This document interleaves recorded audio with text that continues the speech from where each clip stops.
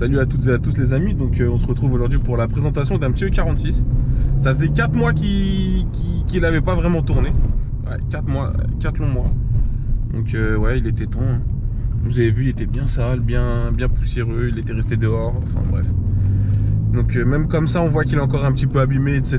Donc je pense qu'il faudra l'emmener chez un detailing, faire un petit coup de polish, etc. Bon bah, comme je l'ai dit, c'est un BMW E46. Donc celui-là, c'est un 2002. C'est un 330 Ci. Donc le 330 Ci, bah, c'est un modèle assez rare aujourd'hui. C'est 330 Ci, c'est pour couper injection, en gros couper essence. On a le 330 CD, le 3 litres diesel. Donc là, par contre, c'est le 3 litres essence. Il développe 231 chevaux. Il me semble que c'est le M54 ou M52. Je vous mettrai le truc en annotation. Celle-ci, c'est un pack M2. Donc c'est pas un pack M. Donc il est un peu plus différent. Il ressemble plus au M3. Puis il y a quelque chose qui est typique de chez BM en pack M. C'est tous les montants noirs comme ça. Tout est en noir. C'est typique le pack M. Voilà. Donc là-dessus, vous allez savoir si c'est un vrai pack M ou pas. Après voilà, quand vous avez le toit ouvrant, vérifiez qu'il soit bien entretenu, qu'il ait été graissé ou quoi, ou changé ou autre. Là, après quoi d'autre, bah, là-dessus il faut tout regarder, il faut bien regarder en dessous si c'est pas rouillé, les ailes sont pas rouillées. Donc vraiment faites bien attention quand vous achetez. Faut que vous soyez sûr. Hein. Et les véhicules étrangers, tout ce qui vient de l'Est, là, même l'Allemagne, faites attention. Faites très attention. Moi, la mienne, elle vient de Suisse. Bon, ça va, franchement, ça va. La Suisse, ça va. Mais quand ça vient d'Allemagne, de Roumanie, de Pologne, l'Espagne, ça va. L'Italie, à moyen. Bizarre. Après, voilà, je vous parle de mes expériences perso. Après, voilà, c'est un moteur atmosphérique, ça marche plutôt bien. Ça marche dans les tours. Celle-ci, le problème, c'est qu'elle en... Voilà, allez. Ça prend bien tous ses tours. Hein. Ouais, non, celle-ci, je disais, elle est en full éthanol. Je pense que je vais la repasser en essence au vu du prix de l'essence actuelle aujourd'hui. On a le vrai carbone d'origine, donc c'est pas un covering. Elle a le toit ouvrant, elle a les commandes au volant, régulateur, un limitateur. Il y a un petit Bluetooth, donc c'est un kit. Hop, je vous montre. Donc c'est un kit, je sais plus comment ça s'appelle, c'est connu la marque, c'est... Bon, je sais plus comment on appelle ça. Je crois que c'est un Yatour. Voilà, c'est ça, c'est Yatour. Ça marche assez bien.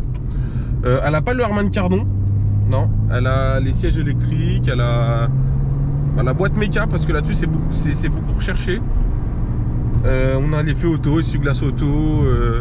Non, franchement, la voiture est bien équipée, rétro-électrique. Il se ferme juste pas automatiquement. Ouais, après voilà, la voiture elle est dans son jus, elle présente assez bien. Elle a quand même 245 000 km. Mais elle présente plutôt assez bien, je trouve. Le tableau de bord est encore en bon état, les commandes, tout. Enfin, je trouve qu'elle est plutôt en très bon état. Hormis les sièges qui vieillissent mal parce que c'est du tissu Alcantara. Ouais, il n'y a que ça qui vieillit assez mal. Après, ouais, on aurait pu avoir pour l'époque l'écran ici, l'écran GPS. On aurait pu avoir les sièges à mémoire de forme, le Harman Kardon, siège chauffant que j'ai pas. C'est simple, je l'ai acheté il y a 1 an tout pile. J'ai fait quelques petits trucs dessus, je vous mettrai des petits passages. En plus de ça, au niveau des arbres à cam, etc., ils sont en assez bon état. En termes d'avantages, il n'y a pas spécialement d'avantage à avoir roulé en BM, à avoir une voiture un peu à l'ancienne, comme on peut dire. Un truc voilà, un petit peu un truc d'OG, un look timer. Ça commence à être assez rare. C'est des véhicules qui commencent à côté malgré le kilométrage. Ouais, il n'y a pas spécialement d'avantages, c'est plus des avantages. Hein. C'est un 3 portes. Les joints ils prennent l'eau parce que bah, c'est vieux et puis c'était mal foutu. On a tous les montants ici qui se décollent. Regardez là-bas aussi. Oula. Voilà, c'est plein de petits trucs un peu embêtants. Souvent les passages de roues qui rouillent. Vous avez, bah moi j'ai un sacré point de rouille au niveau du coffre. Je pense que vous l'avez vu, il faut que je le refasse. En termes de maladie, vous avez là-dessus, vous avez le bocal lave-glace qui explose. Il faut mettre un bouchon de diesel. Si jamais vous avez pas mal de petites maladies, vous avez quoi? Vous avez les vanos. La boîte auto là-dessus, c'est une misère. Vous avez les pneus qui se mangent. Après voilà, là-dessus la grosse maladie c'est le train arrière pour ceux qui s'amusent à faire des drifts. Après moi je suis pas un mec qui drift, je sais pas drifter. Donc en vrai la voiture elle roule sur des petites routes tranquilles, plaisir. Sort que le dimanche. Après voilà, c'est un moteur qui demande beaucoup d'entretien. C'est un moteur à chaîne avec des guides en plastique qui sont toujours baignés dans l'huile. Donc faut faire attention. Les vanos sont à réflexionner. Il y a pas mal de choses à prendre en compte. c'est une voiture qui demande un entretien rigoureux. Il y en a qui vont faire 350 000 km avec la même huile depuis l'achat. Il y en a qui vont faire 100 bornes. Ce que je vous préconise, c'est avoir un entretien rigoureux. Quand vous achetez ce genre de voiture, l'entretien doit être rigoureux. Surtout avec l'année qu'elle a, le kilométrage que ça peut avoir. Après, bien sûr, c'est là que 100 000 km, bon, c'est un peu différent. Mais moi, par exemple, j'ai un tas de factures. Vraiment un tas de factures. Et ça en dit long sur la voiture, c'est qu'elle a été suivie, elle est saine, j'ai pas de... L'embrayage est neuf, tout est neuf dessus. Et pour en venir à l'entretien, par contre, ouais, c'est un moteur qui a une grande capacité en termes de litrage d'huile. C'est-à-dire il faut mettre beaucoup d'huile. Il me semble qu'il est à 6 ou 7 litres d'huile. Donc ouais, ça commence à faire beaucoup. Après voilà, il faut mettre ce que je conseille, c'est du Castrol. Là-dessus, vous pouvez même mettre de l'huile de friture, hein, c'est pas un souci.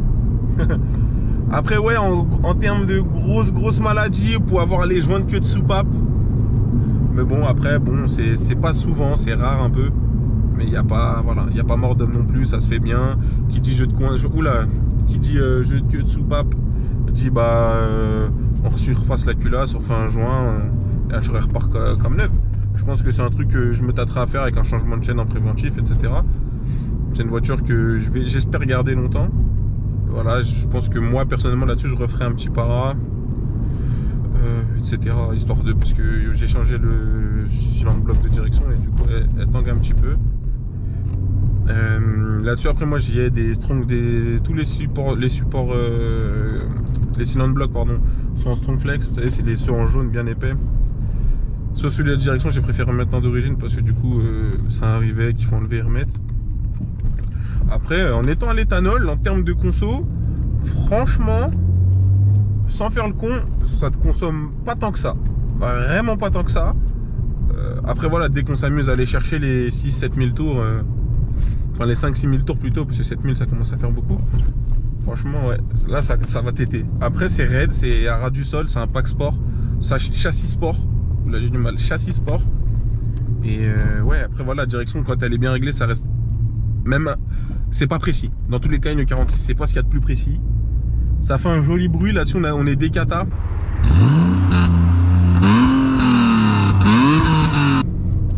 Donc ouais, ça chante un peu bien. J'ai le silencieux qui commence à faire un bruit de casserole.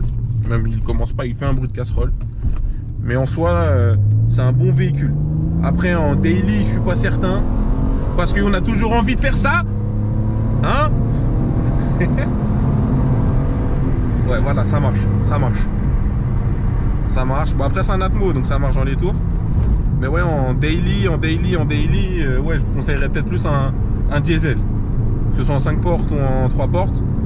Dites-vous que le 3 portes coûtera toujours plus cher que le 5 portes sur ces moteurs les E46. Et ouais, en essence, ça consomme quand même. Alors que les moteurs diesel sont quand même mieux en termes de conso. Après voilà, c'est un choix. Après moi je sais que je l'utilise que très rarement. Donc je le cherche en essence absolument. Après voilà, le 330D ou le 320D ça se prépare bien aussi pour ceux qui aiment. Donc question d'argent. Voilà, on va parler argent. Pour l'argent, qui dit argent dit comme on commence par l'assurance. L'assurance sur ce genre de motorisation là, donc sur les 3 litres essence, coupé, parce que c'est une domination sport coupée, donc attention comme d'hab. Moi je suis à 130 € tout risque. J'ai 6 ans de permis, toujours été assuré, je suis à quand même 130 € en tout risque. Ce qui reste, à mon goût, ça reste élevé. Prix d'achat, alors là-dessus, pour trouver une fourchette, sincèrement les amis, faut se lever parce que... Donc je disais ouais, faut se lever parce que ça fluctue mais ça reste élevé. Par exemple, je sais que là, celle-ci, comme ça, elle peut partir aux alentours entre 7 et 11 000 selon ce que je fais dessus. Vous pouvez en trouver dans tous les prix. Vous pouvez en trouver à tous les prix. Vous pouvez en trouver à 15 000, à 5-6 000. Là, ça dépend de l'état. Mais je pense que là-dessus, le kilométrage n'est pas important. Bon, bien sûr, quand ça s'approche des 250-300 000, un peu comme la mienne, il faut commencer à bien regarder tout ce qui est historique. Là, vous commencez à faire attention, ça commence à être kilométré. Il y a tous les trains roulants, les liaisons au sol, etc. à prendre en compte. Et il faut y faire attention. Là, vous avez, comme je vous disais, il y a plein d'autres motorisations. Là-dessus, moi, le 6 cylindres, on le trouve à partir du 320i. Donc, je pense que c'est pas mal. On peut trouver des 320i, 323, 325, 328, 330. Donc, il y a pas mal de choses. Vous pouvez les trouver en 6 cylindres pour vous faire plaisir. Le 320i marche très bien aussi. Après, voilà, c'est pas la même puissance. Mais ça marche très bien pour ce que c'est. Le couple est un peu calculé différemment dû au pont, etc. Après, concernant le reste, Vous avez les diesel, vous pouvez les trouver en diesel. Vous pouvez les trouver aussi en 4 roues motrices, les 330iX. Ouais, il y a pas mal de choses, ils ont fait pas mal de choses, le touring. Mais après, en soi, ça reste des véhicules fiables quand ils sont entretenus. Il n'y a rien à y redire spécialement, hein. C'est des véhicules, on connaît. Ça fait 20-25 ans qu'elles sont là. Et ça n'a pas pris une rite. Après, voilà, en conseil, comme je disais, si on est quand même là pour conseiller, ce que moi je conseillerais d'acheter selon les critères, c'est si vous voulez rouler tous les jours. Un diesel, c'est bien, en 4 ou 6 cylindres. Après, si vous roulez un peu, mais faites plus de villes que d'autoroute, un petit 320i, 323, c'est bien. Après, on peut toujours se faire plaisir avec un 328, 330.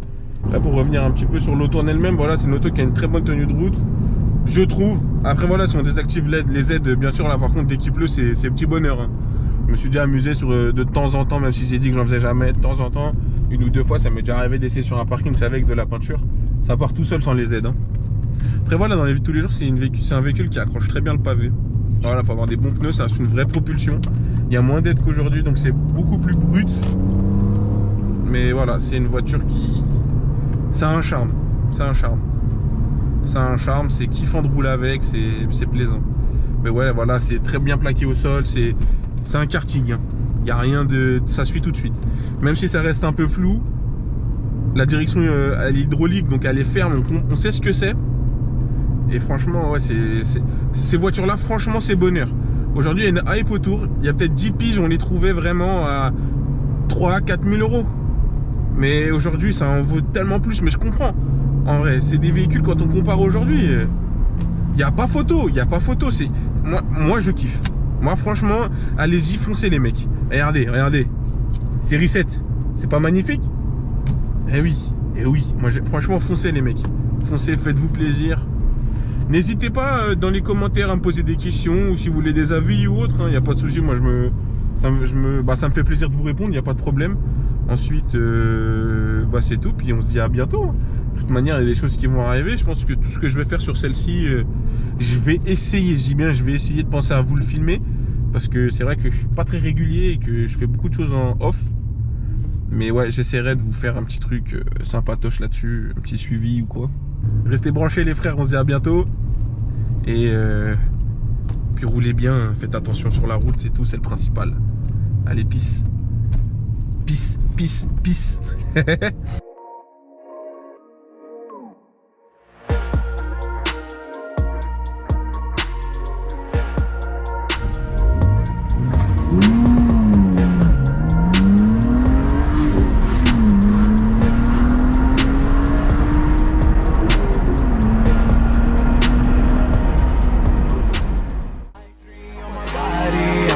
Icon, man, my girl about a 10. I should fuck her in the Benz.